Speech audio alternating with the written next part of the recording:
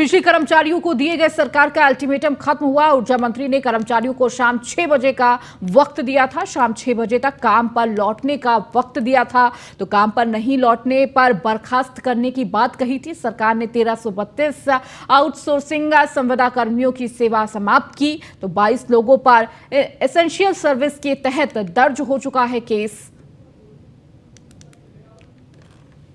तो सरकार और कर्मचारियों के बीच लगातार तकरार बढ़ती जा रही है और सरकार की तरफ से ऊर्जा मंत्री ए के शर्मा ने जिस तरह से 6 बजे का अल्टीमेटम दिया था वो अब खत्म हो चुका है। तो उन्होंने कहा था कि अगर आप 6 बजे तक काम पर लौट आते हैं तो कोई भी कार्रवाई नहीं की जाएगी, लेकिन अगर आप काम पर नहीं लौटते हैं तो आप पर बर्खास्तगी की कार्रवाई की जाएगी। 2 बजे प्रेस कॉन्फ्रेंस करते हुए भी ये चेतावनी दी थी, जिसके बाद कर्मचारी जो हैं वो काम पर नहीं लौटे और अब कहीं ना कहीं बर्खास्तगी की कार्रवाई सामने आने वाली है।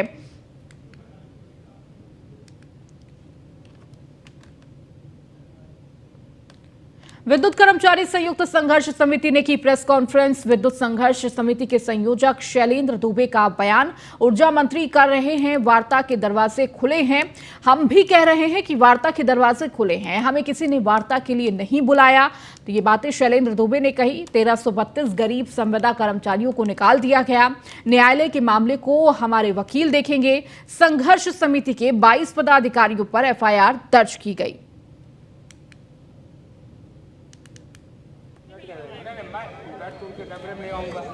मैं डीसी कर रहा हूँ, डीसी के लिए आवाज आ रही है ना, तो और कोई बोलेगा नहीं। अब शांति से मेरी बात सुनिए।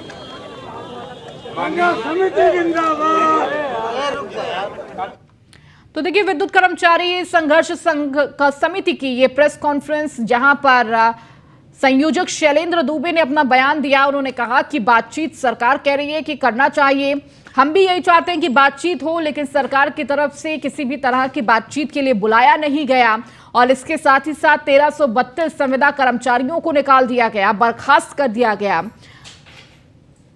तो लगातार बातचीत का रास्ता अपनाने की बात कही जा रही है, लेकिन एक तरफ सरकार भी कह रही है कि बातचीत से रास्ता निकल सकता है और संघर्ष समिति के द्वारा भी यही कहा जा रहा है। लेकिन इस सब के बीच अभी भी ये तकरार बढ़ती जा रही है।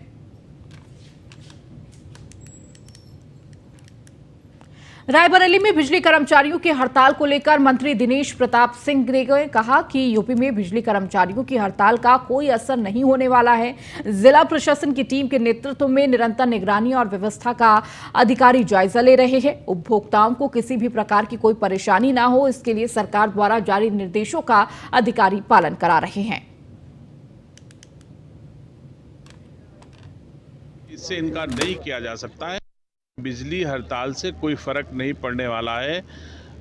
आदरणीय योगी आदित्यनाथ जी की सरकार है, इसमें जनता को किसी भी दशा में किसी भी समस्या का सामना नहीं करना पड़ेगा। उसके लिए सरकार को जो कुछ भी करना पड़ेगा वो उपाय करेगी और सरकार वो उपाय कर भी रही है। कोई बड़ी समस्या कहीं उत्पन्न नहीं होने पा रही है। जब कोई इस तरह का आंदोलन होता है तो थोड़ा बहुत कह सकते हैं, इससे इनकार नहीं किया जा सकता है, लेकिन कोई बहुत ज़्यादा जनमानस को असुविधा नहीं होने पाएगी इस सरकार में। बिजली हड़ताल। खबरों में आगे बढ़ेंगे। लखनऊ को रक्षा मंत्री राजनाथ सिंह ने बड़ी सौगात दी है। उन्होंने 1449.68 करोड़ की 353 योजनाओं का लोकार्पण और शिलान्यास किया।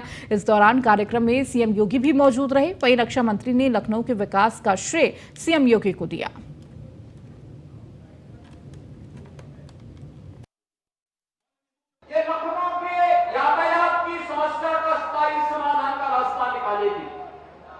किसान पद को जोड़ने, आयन से लेकर के किसान पद को जोड़ने का एक बेहतरीन मार्ग होगा और गोमती नदी के दोनों तटों को जोड़ करके बेहतरीन सुविधा सुंदरीकरण के साथ साथ कैसे रिवर फ्रंट की कार्रवाई होनी चाहिए, यह लखनऊ को एक नई सौगात मिलने जा रही है। लखनऊ विकास प्राधिकरण ने जिस विजनरी भाव के साथ इन कार्यक्रमों को माननीय रक्षा मंत्री जी के मार्गदर्शन में और जब विभाग के मंत्री के रूप में, नगर विकास मंत्री के रूप में सियासत टंडन जी कार्य कर रहे थे, उस समय इन कार्यक्रमों के लिए पहले PPR और फिर TPR बनाने का एक आदेश उस समय दिया था। आज समझौता पर उतरने जा रही है। आज उसके लिए मैं आप सबको, लखनऊ वासियों को इसके लिए बधाई देता हूं। 4,512 प्रधानमंत्री आवास योजना की सौगात लखनऊ के उन गरीबों के लिए जिनके पास अपने सिर को ढकने के लिए छत नहीं थी। इसका भी लोकार्पण का कार्यक्रम आदरणीय रक्षा मंत्री जी के कर कमलों से संपन्न हो रहा है। ऑपरेशन कायाकल्प के अंदर प्राथमिक विद्यालयों को सुदृढ़ीकरण और वहां पर सुविधाओं से संपन्न करना, 2 अभ्युदय विद्यालयों का शिलान्यास के साथ ही बटलर झील और काला पहाड़ झील के सुंदरीकरण की परियोजनाओं का आज यहां पर शिलान्यास करना और मुख्य चौराहों का आपने देखा होगा कि यहां पे G20 और ग्लोबल इन्वेस्टर समिट के दौरान कुछ चौराहों के सुंदरीकरण के कार्यक्रम को यहाँ के प्रशासन ने अपने हाथों में लिया। अर्जुनगंज का चौराहा आप देख रहे होंगे कितना अच्छा हो गया है। दुबग्गा के चौराहे पर भी उसी प्रकार से कार्य हुआ है। लखनऊ से हर जिले की अच्छी रोड कनेक्टिविटी करने का हमारा जो विजन है वह भी साकार होता हुआ दिखाई दे रहा है। आप सभी जानते हैं लखनऊ सुल्तानपुर नेशनल हाईवे 2019 में भी पूरा हो चुका है। लखनऊ से हरदोई 4 लेन की सड़क बनाने का काम इस समय प्रगति पर है। लखनऊ कानपुर एक्सप्रेस का निर्माण भी इस समय प्रगति पर है। लखनऊ अयोध्या होते हुए गोरखपुर 6 लेन का काम भी तेजी के साथ आगे बढ़ रहा है। और आउटर रिंग रोड जो 104 किलोमीटर की लखनऊ के चारों तरफ, वैसे अधिकांश सारा का क्षेत्र हमारे कौशल किशोर जी के ही संसदीय निर्वाचन क्षेत्र में पड़ता है। उस पर भी 80% से अधिक काम पूरा हो चुका है। और मुझे लगता है कि अक्टूबर-नवंबर आते आते आप इस 104 किलोमीटर की रिंग रोड से जहां से आप प्रस्थान करेंगे सीधे घूमकर फिर वहीं जा सकते हैं। यानी लखनऊ के चारों तरफ जिस भी मोहल्ले में आप जाना चाहते हैं रिंग रोड से उतरकर सीधे उस मोहल्ले में आप प्रवेश करें। यह बहुत बड़ी सौगात ये लखनऊ को मिली है। तो वहीं रविवार को सीएम योगी अयोध्या जाएंगे। अपने दौरे के दौरान सीएम योगी अयोध्या में जन्मभूमि पथ, रामपथ, भक्ति पथ का निरीक्षण करेंगे। इसके अलावा अयोध्या इंटरनेशनल एयरपोर्ट और 4 लेन सड़क के साथ प्रमुख परियोजनाओं का निरीक्षण भी करेंगे। सीएम योगी मंडलीय समीक्षा बैठक के साथ राम जन्मभूमि और हनुमानगढ़ी का दर्शन भी करेंगे।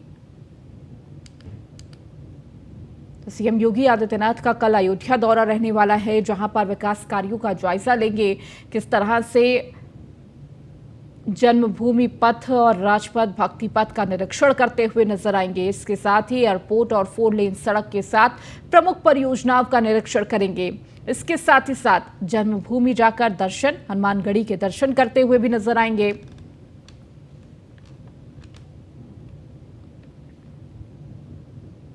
यूपी के पूर्व कांग्रेस अध्यक्ष अजय कुमार लल्लू को एमपी एमएलए कोर्ट ने मानहानि के मामले में सजा सुनाई है।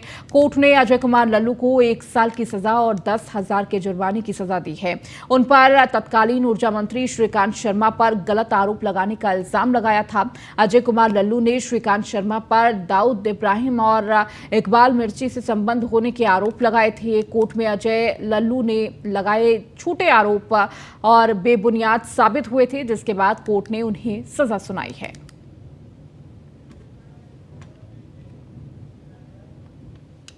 झांसी के जिला अधिकारी रविंद्र कुमार द्वारा मैथिली शरण गुप्ता पार्क में ईट राइट मिलेट्स मेला का शुभारंभ किया। इस दौरान उन्होंने मिलेट से होने वाले लाभों की जानकारी दी। जिला अधिकारी ने मेले में लगे स्टॉलों को देखा और मिलेट से तैयार किए गए खाद्य पदार्थों का स्वाद भी चखा।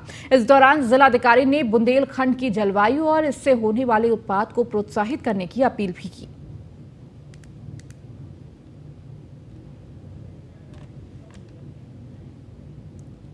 रायबरेली के सलोन कोतवाली के मानवता का शर्मसार करने वाली घटना सामने आई है। बताया जा रहा है बोलेरो सवार 3 अज्ञात लोगों ने घर में घुसकर एक महिला के साथ गैंगरेप की वारदात को अंजाम दिया। पीड़िता की शिकायत के आधार पर पुलिस जांच में जुट गई है। पीड़िता ने पुलिस को जानकारी देते हुए बताया कि 4:30 बजे बदमाश घर में घुसे थे।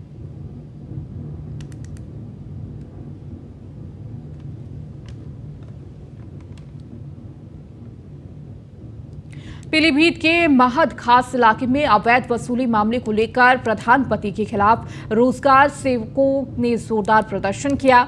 बताया जा रहा है कि रोजगार सेवकों के समर्थन में ग्रामीण भी साथ आए। ग्रामीणों ने अवैध वसूली के खिलाफ कार्रवाई की मांग भी की है।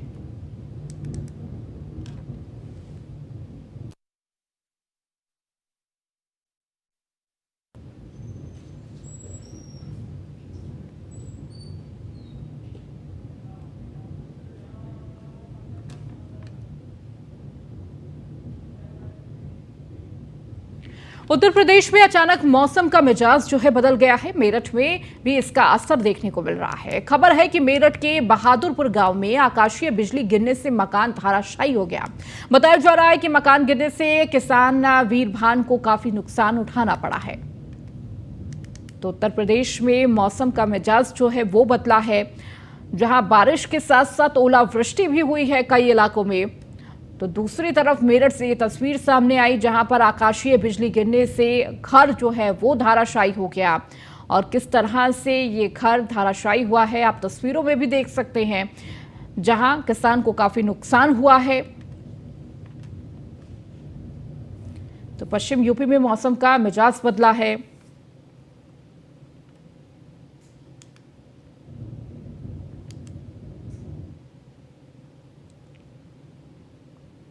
लखनऊ में पेट्रोल पंप पर पेट्रोल लेने के विवाद में कर्मचारियों और युवकों के बीच जमकर मारपीट हुई। इस दौरान युवकों को गंभीर चोटें आई हैं। आपको बता दें, सीसीटीवी कैमरे में पूरी घटना कैद हो गई है। फिलहाल बवाल बढ़ता देख मौके पर भारी पुलिस फोर्स पहुंची। वहीं मारपीट करने वाले दोनों पक्षों को हिरासत में लिया गया है।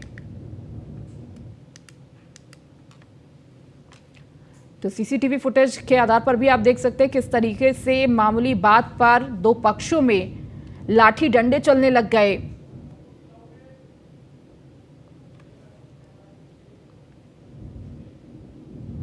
खबर बुलंदशहर से है, जहां पर सिकंदराबाद जीटी रोड पर शाहजी डेयरी के सामने स्थित कब्रिस्तान पर युवक का अर्धनग्न शव मिलने से सनसनी फैल गई है। बताया जा रहा है कि मृतक के शरीर पर कई गहरे घाव हैं। मामले में पुलिस ने शव को कब्जे में लेकर जांच के लिए जुट गई है। पुलिस के मुताबिक शव के पास से चाकू और शर्ट मिली है।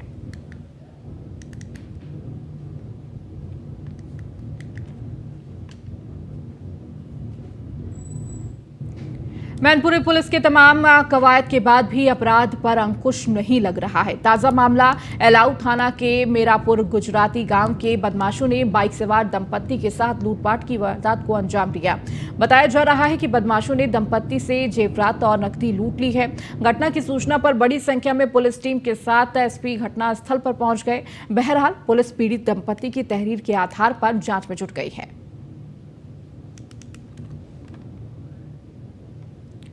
तो मैनपुरी से ये खबर है, जहां बदमाशों ने लूटी जेवरात और नकदी। तो पुलिस टीम के साथ घटनास्थल पर एसपी भी पहुंचे, पूरे मामले की छानबीन में जुटे हुए हैं।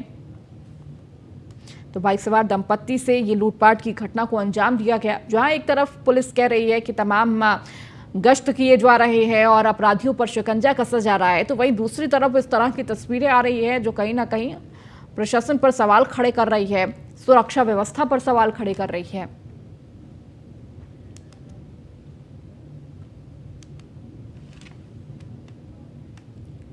मामला बुलंदशहर से है, जहां पर जहांगीराबाद थाना क्षेत्र के जलालपुर इलाके में सड़क पर पुलिस की 3rd डिग्री के मामले में एसएसपी श्लोक कुमार बड़ी कार्रवाई की है। एसएसपी श्लोक कुमार ने सिपाही को तत्काल प्रभाव से निलंबित कर दिया है। बताया जा रहा है कि पुलिसकर्मियों ने साइकिल चोरी के आरोप में पकड़े शख्स को बुरी तरह से पिटाई की थी, जिसका वीडियो सोशल मीडिया पर तेजी से वायरल हो रहा है। तो एसएसपी श्लोक कुमार की यह बड़ी कार्रवाई देखने को मिली है। तो वीडियो का संज्ञान लेते हुए वरिष्ठ पुलिस अधीक्षक द्वारा दोनों पुलिसकर्मियों को तत्काल प्रभाव से निलंबित कर दिया गया है और अन्य विभागीय कार्रवाई भी की जा रही है।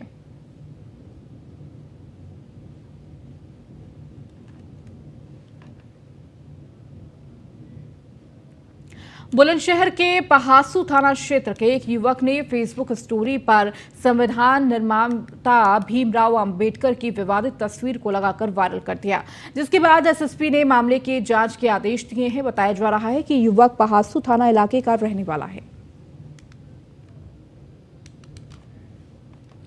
तो एसपी ने इस पूरे मामले को लेकर कार्रवाई के निर्देश दिए हैं। तो युवक ने फेसबुक स्टोरी पर लगाया भीमराव अंबेडकर की तस्वीर और किस तरह से ये विवादित तस्वीर को लेकर अब ये तस्वीर वायरल हो रही है। आप तस्वीर को भी देख सकते हैं किस तरह से फेसबुक स्टोरी पर यह तस्वीर लगाई गई, जिसके बाद एसएसपी ने संज्ञान लेते हुए इस पूरे मामले पर कार्रवाई की बात कही है।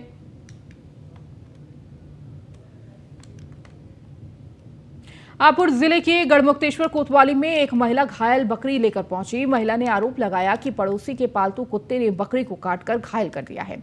आए दिन पड़ोसी का पालतू कुत्ता बकरी सहित लोगों को काटकर घायल कर रहा है।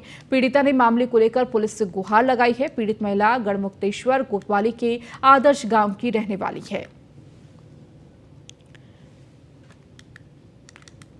तो घायल बकरी लेकर कोतवाली पहुंची महिला, तो आपको महिला की तस्वीरें भी दिखा रहे हैं किस तरीके से अपनी बकरी लेकर पहुंची ये महिला और पड़ोसी के कुत्ते पर आरोप लगाया कि किस तरह से ये कुत्ता बकरी ही नहीं आम लोगों को भी काट रहा है, लेकिन किसी भी तरह की कोई कार्रवाई नहीं की जा रही है और इससे कहीं ना कहीं लोग डरे हुए हैं और जानवर जहां लगातार इसका शिकार हो रहे हैं।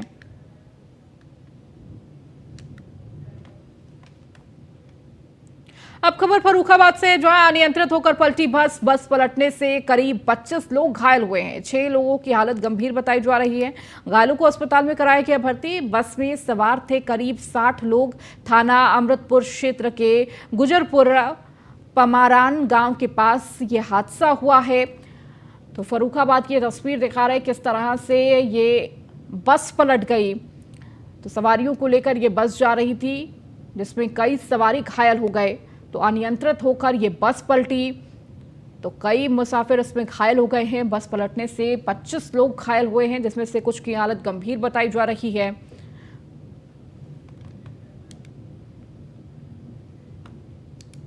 वहीं उन्नाव से बड़ी खबर आपको दे दें, जहां संदिग्ध परिस्थितियों में लगी आग, लाखों की नकदी व जेवरात जलकर खाक हो गए। सूचना के 3 घंटे बाद पहुंची दमकल विभाग की टीम। आग ने कई घरों को अपनी चपेट में लिया। हसनगंज तहसील क्षेत्र के कुसुम्भी गांव का ये पूरा मामला है।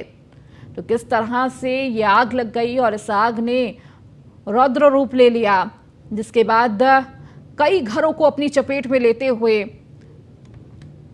हालांकि 3 घंटे बाद दमकल विभाग की गाड़ी भी इस आग को बुझाने के लिए, तो संदिग्ध परिस्थितियों में ये आग लगी है।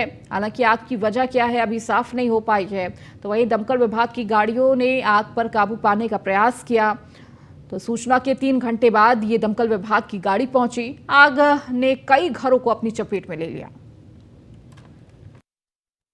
लगी रहा ऐसे, मतलब जैसे सब लोग सोच रहे हैं वही की बात, मतलब हम लोग सोच रहे हैं सब लोग जब कसके आंच लगी तब हम लोग मतलब अचानक हम जगे और जैसे जगे तो मतलब लड़का बच्चा लेके भागे बाहर और तो सामान कुछ मतलब लेके भागे नहीं और सब मतलब उसी में जल गया। कितने पैसे जले होंगे?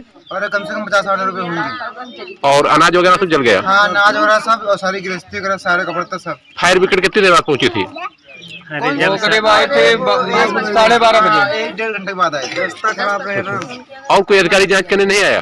और 100 नंबर आया था पहले, 112 नंबर आई थी, बस वो लोग रुके थे, उसके बाद चले गए थे। चलिए, इस बुलेटिन में फिलहाल इतना ही। बने रहिए न्यूज़ 1 इंडिया के साथ।